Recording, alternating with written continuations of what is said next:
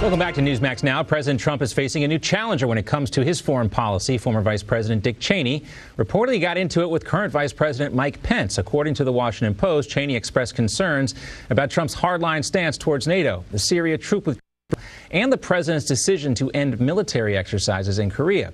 This exchange happened at a private event for the conservative think tank, the American Enterprise Institute, down in Sea Island, Georgia. Cheney also said that the Trump administration looked, quote, a lot more like Barack Obama than Ronald Reagan when it came to foreign policy. And he raised concerns over the Trump administration's relationship with its intelligence community. Joining us now to talk about the Trump administration's foreign policy is Stephen Rogers. Steve is a retired military intelligence officer and was also assigned to the joint FBI task force. He's also a member of President Trump's 2020 advisory board. Steve, thanks for being here. Great to see you. My pleasure to be here. All right. Is Dick Cheney really the best guy to be calling out Mike Pence for this administration's foreign policy? No, not the best guy at all. Keep in mind that the president's foreign policy has worked very well. Wasn't it George Bush's administration and Obama's and Clinton's? Let's go to every administration before that of Donald Trump. They gave the NATO alliance a pass. They owed us millions and millions of dollars. And President Trump was the president who was able to get them to start paying what they should pay for military protection and other military hardware and equipment they need with regard to NATO. So I'd say that the Vice President, Dick Cheney, is way out of line. Yeah, you'd think that the NATO countries themselves, too, would be more concerned about Vladimir Putin's encroachment on, some of those disputed territories, considering it's right in their backyard as well. But Donald Trump, as you mentioned, finally getting them to pay up. Now, Donald Trump Jr. tweeted this in response to Dick Cheney's criticism of his dad's foreign policy. It's fitting that Cheney is the one mad that Trump is ending his reckless and endless wars. I never knew peace would be so unpopular. I mean, he has a point. Part of President Trump's platform when he was running for office was, ending some of these seemingly endless wars.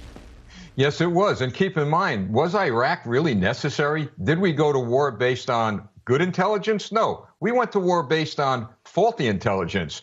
And keep in mind that just, I'd say about a year ago, the three presidents of the Baltic states visited President Trump at the White House.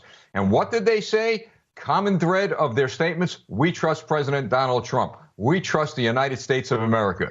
We believe they'll always be there for us. So, when you hear the words of the players in that region and you hear the words of people that are truly, truly embracing this president, the words of Dick Cheney fall on deaf ears.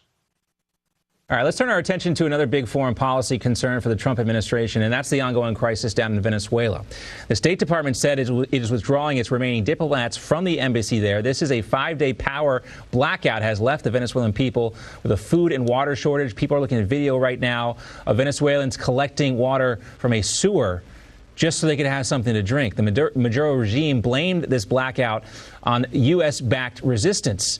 Secretary of State Mike Pompeo originally vowed to keep American personnel inside Venezuela to help support opposition leader Juan Guaido. Steve, was this the only choice available to remove all the remaining diplomats in that country? Well, yes, it is at this point, and in my mind that we're probably going to take some more action in the future. Don't know what it is. Secretary of State said that everything's on the table. Now, keep in mind, the president's been prudent. He's been careful because we have Russia in the shadows of the Venezuelan dictator.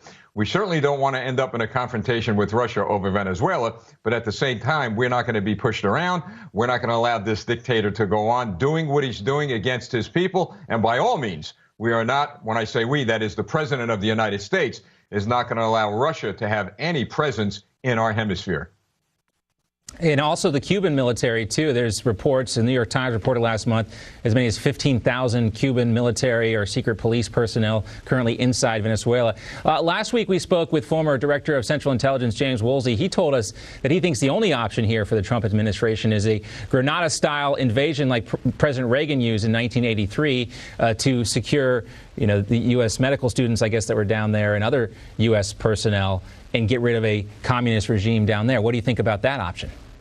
Well, it may be an option that the president is looking at. Look, if people are going to be starving, and if this dictator starts having his army shoot their own people, I think that option is going to be very real and very clear, and sooner rather than later. But keep in mind that I believe the State Department of the United States and the president would like to see the military down there, those generals, begin to exert some power on this dictator. So I'll tell you what, the president has handled this very, very well, very careful, and with great caution. And I'm sure he'll do what he must do at the right time. All right, Steve Rogers, thanks so much. Coming up, big-name Hollywood actors and